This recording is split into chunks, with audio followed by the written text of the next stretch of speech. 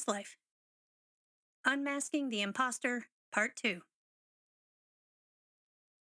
If you are a person that takes on big challenges, stepping into roles that require you to grow in order to achieve and succeed, saying yes to opportunity up front, and then doing what it takes to make yourself fit for the task, you may often battle with imposter syndrome. And you're in great company. Most high achievers do. I've had conversations with more than a few exceptional leaders that actually expressed fear over being cured of imposter syndrome because of how motivating it had been throughout their lives. They worried they might not accomplish as much without it. Do you relate? People rely on imposter syndrome, otherwise known as fake it till you make it, for success when they fundamentally misunderstand how the process of becoming in life works. They operate under a false premise that they can work their way into becoming someone new. And that's the trap. Life doesn't actually work that way. In life, you can't do or work your way into being. Being comes before doing. Always. Doing is an expression of being, flows from being, and as such, every act of doing serves only to deepen and reinforce your sense of who you already are. In other words, not only is there no amount of achievement that will undo or override a sense of being an imposter, the more you achieve as an imposter, the more of an imposter you will inevitably see yourself to be. Don't take my word for it. Test it out. Look at your own life. What happens to your sense of being an imposter each time you succeed? So, if you can't do your way into being, how can you ever become someone new authentically? Well, today I've got a powerful solution for you that will render fake it till you make it completely unnecessary for your success. And it's found in the second way of being at the heart of imposter syndrome: maturity. Make fake it till you make it obsolete. How do you authentically become someone new? First, choose it. A new way of being comes into existence by choosing that it be so for you.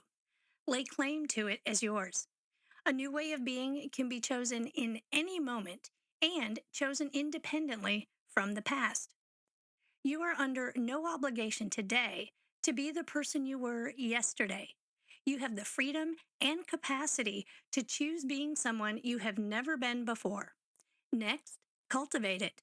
A new way of being must be developed and supported into maturity. Just like all living entities, your new way of being will need to grow over time. That doesn't mean it's fake in the beginning. It means it's young.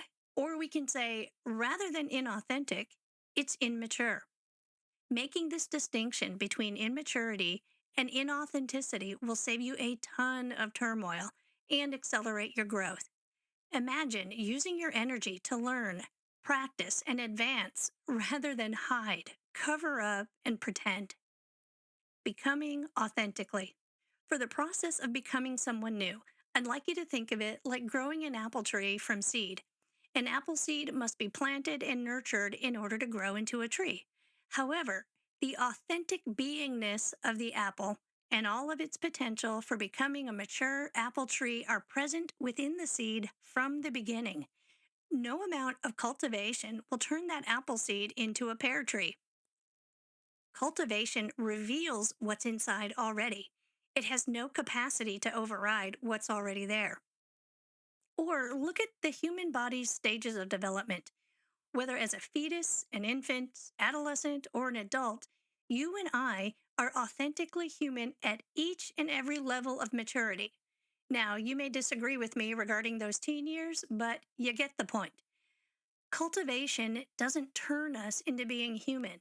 It reveals and expresses the human being we always were, are, and continue to be for as long as we walk this earth.